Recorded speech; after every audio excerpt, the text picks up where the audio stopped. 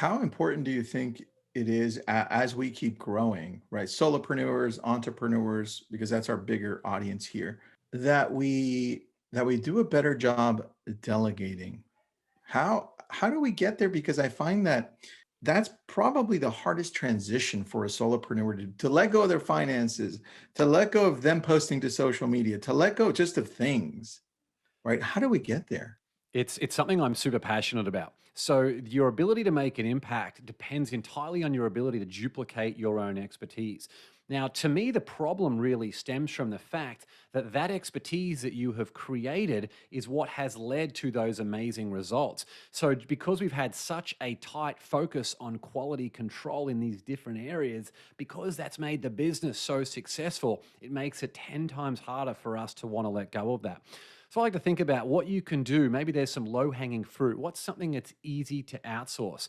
Maybe it's something like the accounting side, where it's something where if they get it wrong, the ramifications aren't going to be enormous, and make sure that they're well trained. But so many people are trying to outsource and they haven't taken the time to properly implement some type of standard operating procedure.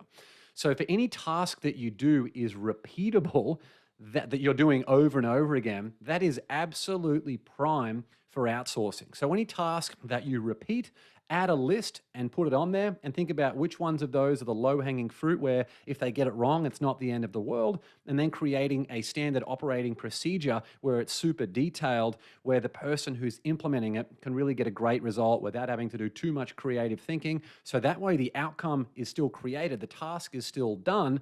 You're happy, everyone's happy, and you can go to the beach if you want to do because you know that your business is in very good hands. I like that, man. And I think the key words there were standard operating procedure. I think a lot of a lot of the solopreneurs that are like a one man shop or just two or three, very small, they have a hard time creating these duties, which is the what you said, the standard operating procedures. And because of that, the job's unclear and the people they hire kind of flounder around. So such a great point. That was super solid. Yeah, I think even empowering those people to own the outcome, that's really, really important. If you can make sure that those people are responsible for the outcome, does it really matter how many hours they spend doing it? Essentially, you're paying for the outcome. You're not paying someone to spend hour and hours staring at a desk or staring at a computer.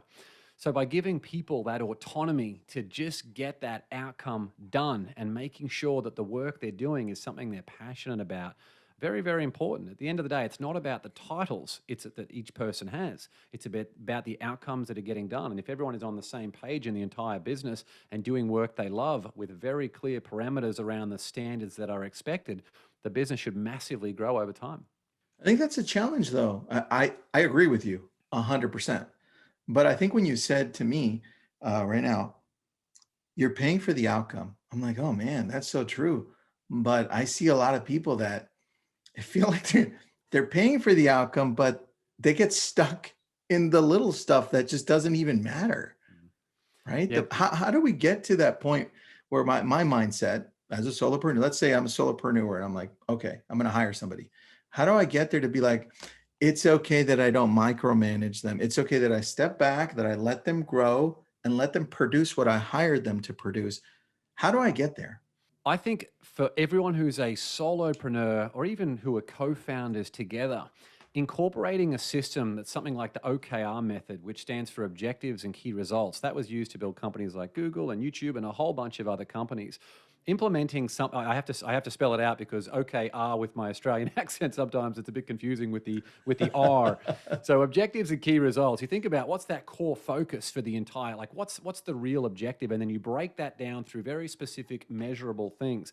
There's a whole bunch of resources out there on OKRs. For anyone who uses a project management tool like Trello, you've already got templates that Trello provides where you can automatically just fill in that data, where it's very specific, measurable tasks of what needs to be done. And then I like to look through that list and figure out what of those tasks do I really hate doing that still need to get done.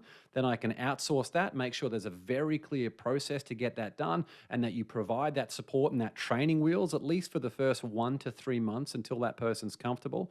Because the reality is, if you hire well, that person's probably going to have far more expertise in that area. Think about someone, if you need to get video editing done for your social media content, For you to try and figure out how to do video editing for social media content, it's going to take you a long time. Your end product is going to suck compared to what someone who's a specialist video editor It's true. can do.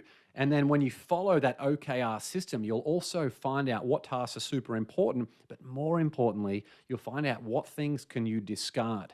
Because the real struggle for for solopreneurs particularly is that we constantly put these tasks on our plate till we reach a point where we're so overwhelmed because we don't even know what work we need to do today, because it seems like we've got this never-ending to-do list. I've certainly been there many, many times in my life, and I hope I never get back there. But it's something that solopreneurs really struggle with. But with a very clear, defined framework of what's most important to us, that we check in with regularly, and outsourcing outcomes to people who are specialists in those areas, and Mhm. having very robust conversations in a judgment-free zone at regular intervals, it means that we're just going to get that really great result for the business, which is all everyone wants at the end of the day.